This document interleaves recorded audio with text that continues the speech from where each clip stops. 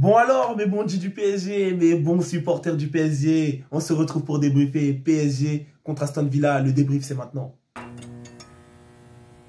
Ok les mecs, on se retrouve pour débriefer PSG contre Aston Villa. Victoire 2-1 de la part du PSG. Très gros match. Grosse performance des deux équipes. Deux équipes qui travaillent. Le PSG comme d'habitude au-dessus. Le PSG, allez jouer une fois en PL1. Ne nous faites pas chier en Ligue 1. Vous cassez les couilles à tout le monde. Les équipes de Ligue 1, ils sont là, ils se battent pour la deuxième place, pour la troisième place. Allez jouer en PL. Déguerpissez. Non. Globalement, on va revenir sur ce match. Victoire 3-1, je suis en haut, j'ai dit 2-1. Victoire 3-1 du PSG.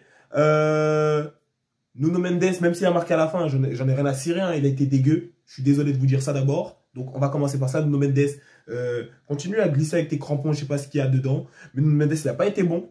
Donc ça, c'est la vérité. Qu'est-ce qu'il y a d'autre à dire? Gvaradoué.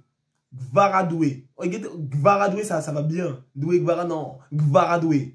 Ça veut dire, on dirait que je prononce une formule magique. Mais les deux, quand ils sont là sur le terrain, c'est comme une formule magique, les gars. Ils nous ont fait vibrer. Doué, il est venu, il a dit, Martinez, on va t'en mettre le plus possible. Toi, tu joues trop avec nous. Tu joues trop avec nous. C'est pas Rafinha. Rafinha est parti parler. Il a dit, oh, l'Argentine, on va les taper dedans et en dehors aussi. Très bien. Il n'y a rien qui s'est passé. Doué, il est venu, il a dit, Martinez, tu joues trop avec nous. On va te doser comme il se doit. On va t'en mettre le plus possible. Donc, c'est-à-dire, Doué, j'ai vu une vraie volonté de nuire. Et c'est ces gens-là que j'aime bien. C'est ces gens-là que j'apprécie. Il voulait marquer à tout prix le plus possible. Il n'était pas là pour gagner le match. Il était là pour 1, 2, 3, 4. Il faut que je mette plus. Il faut que je t'en mette juste pour t'en mettre.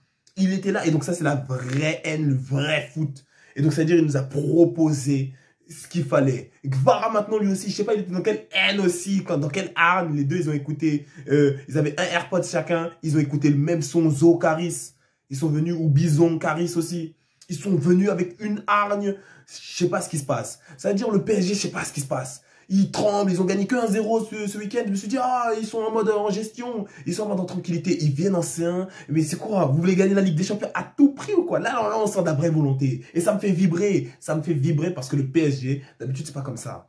Le PSG, d'habitude, c'est pas comme ça. Mais depuis un certain temps, depuis qu'ils ont fait la remontada contre City, contre Manchester City, le PSG, ils ont les crocs, ils sont affamés, ils ont une haine bizarre, viscérale. Et les joueurs sur le terrain, ils sont très sérieux. Ils croient en le projet. Et ça fait très plaisir à voir. Ça fait très plaisir à voir. Le PSG, maintenant, ça devient une vraie équipe. Une équipe sur le devant de la scène, une équipe triple A.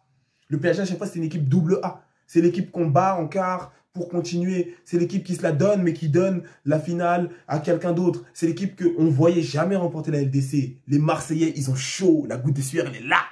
C'est la vérité. Parce que l'argument de « on a l'étoile et pas vous », il est très bientôt terminé.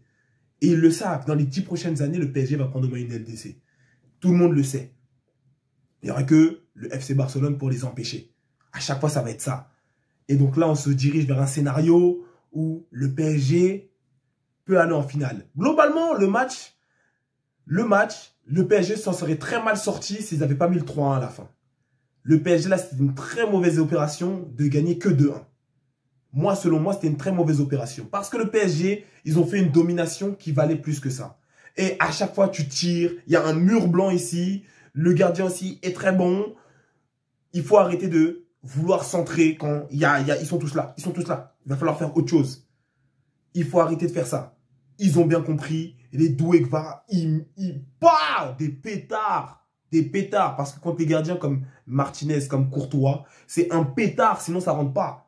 C'est-à-dire, ça rentre bien. Il n'y a pas que Declan Rice. Les Gunners qui... Il y a aussi le PSG. Ils sont venus, ils ont compris que non, des fois, il faut mettre des pétards. Parce que c'est des joueurs, ils sont énervants. C'est des équipes, ils sont énervantes. Elles sont énervantes, ces équipes-là. Parce que tu es là, tu es tout le temps devant leur cage, mais il y a un mur blanc. Tu viens du tir, il y a 3 pieds qui viennent. Un dos, une omoplate. Tu peux pas marquer. Tu peux pas marquer, tu pètes un câble. Donc ça veut dire c'est des pétards qu'il faut mettre. Et ils ont mis des pétards. Ils ont mis des pétards. Ils étaient en pétard. Non, le PSG nous a fait vibrer. Globalement, le PSG nous a fait vibrer. Et donc, ça veut dire Gvara Doué qui continue à jouer comme s'il était à gauche là-bas. Comme s'il était au City Stade. Il vient, il vient, il fait ses dribbles, il perd le ballon, c'est pas grave. Il va se la brûler. Le PSG, quand il perd le ballon, il se la brûle pour le récupérer. Vitinha, il m'a fait vibrer. Lui, à un moment, il a failli rentrer une frappe aussi. Mais c'est une équipe qui explose tous ensemble. C'est une équipe qui explose tous ensemble. Tu parles de 2-3 personnes. Ils explosent tous ensemble. Même Fabien Ruiz, qu'on critique toujours, qui, moi, c'est un joueur que je trouve plutôt neutre au PSG. Je pense que quelqu'un d'autre pourrait apporter mieux. C'est un joueur qui, quand même, reste au niveau des autres. Ça veut dire que on critique Fabien Ruiz. Il a raté un moment en contrôle, c'est dommage, il aurait pu frapper, peut-être marquer. Mais ce mec-là, il est neutre, il est, voilà, en tout cas, je tire pas l'équipe vers le bas. Et donc, ça veut dire le PSG, actuellement, ils ont une équipe qui est quasiment complète, une rotation qui est quasiment complète, et ça fait plaisir à voir. Donnarumma qui continue toujours à faire des choses un peu bizarres. Mais le PSG, le problème, c'est que des fois, enfin, en fait, le PSG, comme c'est une équipe très jeune, ça manque d'expérience, et donc ça veut dire que le PSG, ils viennent, ils attaquent, ils marquent pas, ils prennent leur but. Ils prennent leur but. Et c'est là où je me suis dit, attention, le PSG n'a pas recommencé la possession stérile. Parce que la possession stérile, c'est le meilleur exemple. Manchester City, on a 80% de possession, mais on a perdu. Et le PSG faisait ça avant aussi. On a la possession, on a les XG, mais on perd. Et là, ça c'est un schéma qui a été reproduit. Parce que si le PSG acquiert une expérience, et ça va arriver plus tard, devient plus sérieux encore, plus pro, plus adulte, le PSG doit marquer les 30 premières minutes et doit marquer surtout avant Aston Villa, doit marquer au moins 2 buts, voire 2 buts. Et ça aurait été un très gros match du PSG, tu vois. C'est un gros match du PSG, mais là, ça aurait été un très gros match du PSG. Ça aurait été un PSG qui va finalement atteindre ce niveau-là d'exigence et de niveau de jeu, de puissance finalement. J'ai envie de parler de puissance carrément ici. Et ils vont l'atteindre, mais plus tard. Là encore, il manque encore d'expérience, il manque un peu de bouteille et je pense que c'est ça qui joue. Parce que le PSG qui se fait marquer un but en premier, ça doit jamais exister.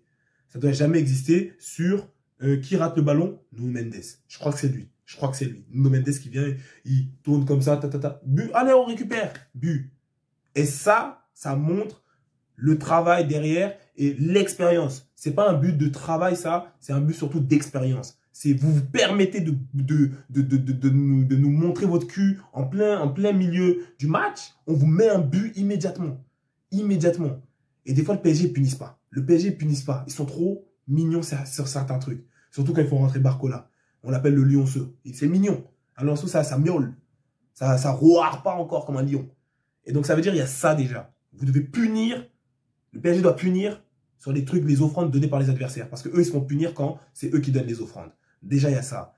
Ils vont acquérir de l'expérience, ils vont devenir plus pros, meilleurs par la suite. Donc, ça va être très cool de les voir jouer. C'est déjà très cool de les voir jouer. Ils vont finaliser les choses.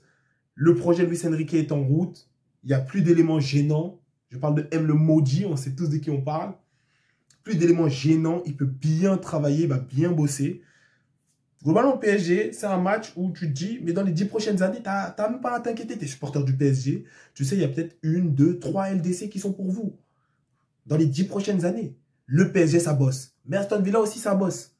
Aston Villa aussi, ça bosse. C'est une équipe qui est un peu comme ça. Gagner ses 5 derniers matchs. Qui se bat pour aller retourner en PL, en C1 l'année prochaine en PL. Ils se battent avec Manchester City, Newcastle, Brighton, Fulham. Voilà. Donc, ça veut dire que c'est assez sérieux. Et le PSG vient gagner 3-1. Le PSG, encore une fois, a montré sa supériorité à une équipe de PL. C'est pour ça que je dis, allez jouer en PL une fois. Une fois, vous arrêtez de dérégler la Ligue 1. Les pauvres en Ligue 1, ils veulent finir premier, soulever un peu un trophée français. Vous venez, vous empêchez les gens. Et le PSG a enfin compris que c'est pas en alignant des stars. Ils ont fait ce projet-là pendant 1000 ans. Ils ont arrêté. Et c'est la période où ils jouent le mieux. Et on sait que ça va que augmenter. C'est en tout cas mes félicitations au PSG. Franchement, je vous ai insulté en début de saison. Vous savez, de toute façon, il y a la rivalité Barça-PSG. C'est de bonne guerre, tu connais. C'est affectif. On est dans le bon. J'étais obligé de vous insulter, mais là, le PSG, c'est un nouveau stade qu'ils atteignent. C'est enfin une équipe AAA, mais qui manque d'expérience. Et ce match-là, il peut finir en 5-0 pour le PSG. Mais c'est des matchs durs. Pour marquer, c'est dur. Donc, il n'y a pas de souci sur ça. Je ne peux pas en vouloir au PSG de ne pas avoir trouvé des trous de souris pour marquer à chaque occasion. Mais il y a certains trucs où les autres vous punissent, mais vous ne punissez jamais. Les buts que met le PSG, c'est sur leurs actions à eux. C'est sur votre temps de jeu à vous. C'est pas sur « Ah, t'as raté là, je cours vite fait, on marque notre but. » En tout cas, c'est très bien joué de la part du PSG d'avoir réussi à prendre 2 buts d'avance. Parce que, encore une fois, comme je le répète, s'ils avaient eu que 1 but d'avance, ils seraient partis là-bas au retour stressés et c'est pas bon. Et c'est pas bon et ça aurait été une très mauvaise opération et Aston Villa se serait très très bien sorti. Là, vous avez 2 buts d'avance, on réfléchit, on s'adapte, on vient, on met un but dès le début et le match, il est quasiment plié. Tu vois ou pas? Un but d'avance, c'est rien du tout. Un but d'avance, ça se remonte. On vous marque tout de suite et puis voilà, il y a 0-0. Tu vois, comme l'Atlético face au Real Madrid. 2 buts d'avance, c'est déjà un peu plus calme. On va pouvoir gérer ça mieux. Et Luis Enrique va pouvoir mieux s'adapter. Donc, c'est très bien joué de la part du PSG. Ils prennent leur +2 ici. Victoire 3-1 de la part du PSG. Nuno qui met quand même un superbe but, même si j'ai dit qu'il était pourri. C'est de la vérité, il a été pourri. Accepté. Il met son superbe but à la fin. Il lave ça à propre. Gvara aussi, il a lavé un joueur aussi sur son but aussi. Donc, ça veut dire c'est excellent. Doué, il vient barre en 30. Donc, ils m'ont fait vibrer. On espère voir le même niveau de jeu, que ça continue. Le PSG, globalement, là, c'est l'équipe qui se drogue le plus après Liverpool. Hein. Ils s'injectent le plus des trucs dans les jambes parce que c'est une dinguerie que les équipes de PL qui se la tuent toute l'année, elles arrivent contre le PSG et disent non, quand même, on a transpiré. On est dans le même championnat, on est en PL. Ouais, normalement, Ligue 1, c'est juste des casseurs, des Farmer League. On a transpiré aussi. On essaye de garder le ballon musclé, tout. Gvara, il vient, pousse. Hakimi pousse. Tout le monde vient, pousse. Wesh. Non, le PSG, en tout cas, très sérieuse équipe. Très, très fort. Et franchement, bien joué. Aston Villa aussi a son mérite. Voilà, ils ont mis leur but d'expérience propre. 3-1 PSG ici. C'est tout pour ce débrief. 2 équipes qui bossent, vraiment. 2 entraîneurs qui bossent. Et ça fait plaisir. C'était un match, vraiment, une très grosse rencontre. En tout cas, ça m'a fait plaisir de débriefer ce match. C'est tout pour ce débrief, les gars. PSG contre Aston Villa, victoire du PSG 3-1. Tu likes, tu partages, tu t'abonnes, tu commentes. Commentez les gars, je réponds à tous les commentaires et ça fait plaisir à l'algorithme. Allez donner de la force aussi sur le TikTok. Je sors à chaque fois des petites vidéos en lien avec mes vidéos YouTube. Donc allez donner de la force sur le TikTok. Prenez soin de vous et des vôtres et à plus pour la prochaine vidéo.